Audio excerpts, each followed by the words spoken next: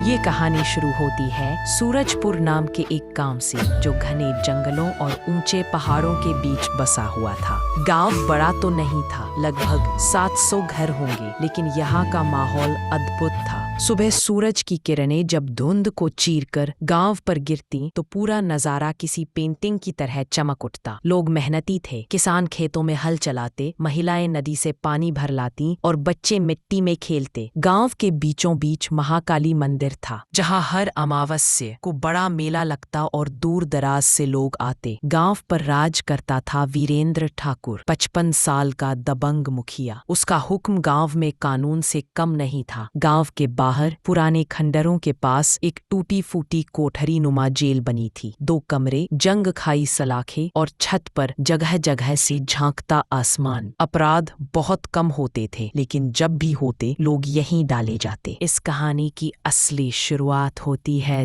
3 सहेलियों से।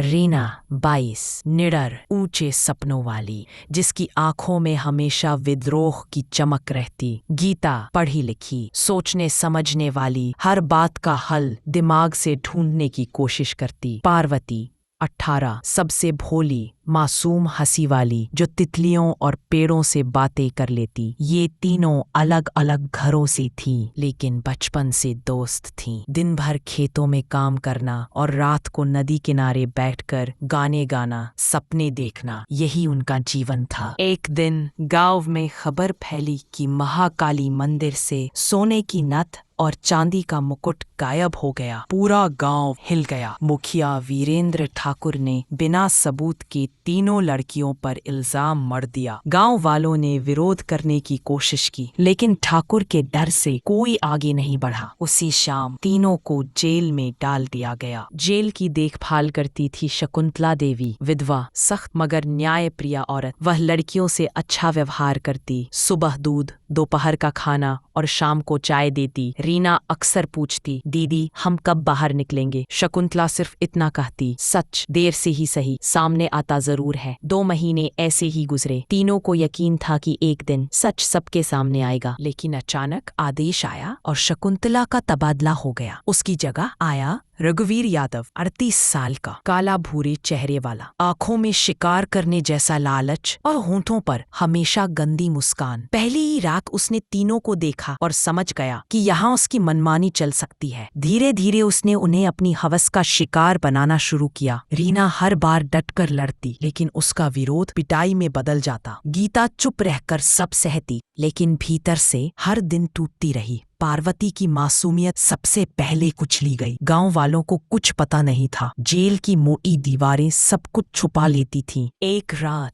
जब रघुवीर शराब के नशे में तीनों को यातना दे रहा था, अचानक रीना ने गुस्से में कहा, अब और नहीं, या तो हम मरेंगे या ये दरिंदा मरेगा। गीता और पार्वती ने पहली बार उसकी आंखों में डर के बजाय आग देखी। तीनों ने फैसला किया, अब यह सिलसिला खत्म होगा। अगले दिन जब गार्ड ने खाना छोड़ा, गीता ने ध्यान से देखा कि लकड़ी की थाली के नीचे से एक पुराना लोहे का खंजर निकला। शायद यह मंदिर की चोरी में गिरा कोई टुकड़ा था, जो गलती से खाने के साथ आ गया। यह उनके लिए वरदान था। रीना ने खंजर अपने कपड़ों में छुपा लिया। आधी रात रघुवीर शराब पीकर आया। उसने ताला खोला और रीना की ओर बढ़ा, लेकिन इस बार तीनों तैयार थीं। गीता ने पहले उसके ऊपर लाल मिर्च का पाउडर फेंका, जो उन्होंने खाने से बचाकर रखा था। रघुवीर की आंखें जलने लगी। रीना ने मौके का फायदा उठाकर खंजर उसकी छाती में घोंप दिया। वह चीखा और पीछे गिरा। तभी मासूम पार्वती, जो अब तक सबसे डरपोक थी, ने जलती लालटेन उठाई और उसका तेल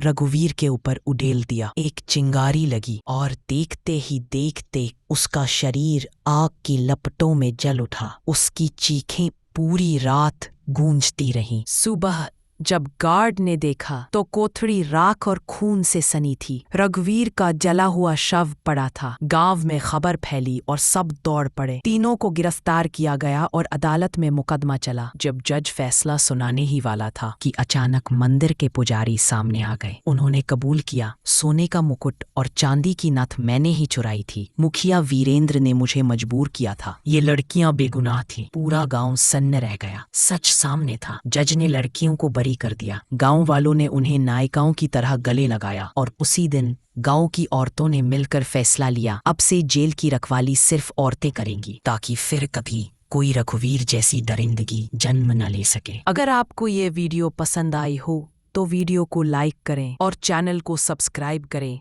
ऐसी और भी वीडियो देखने के लिए प्यारा सा कमेंट करें।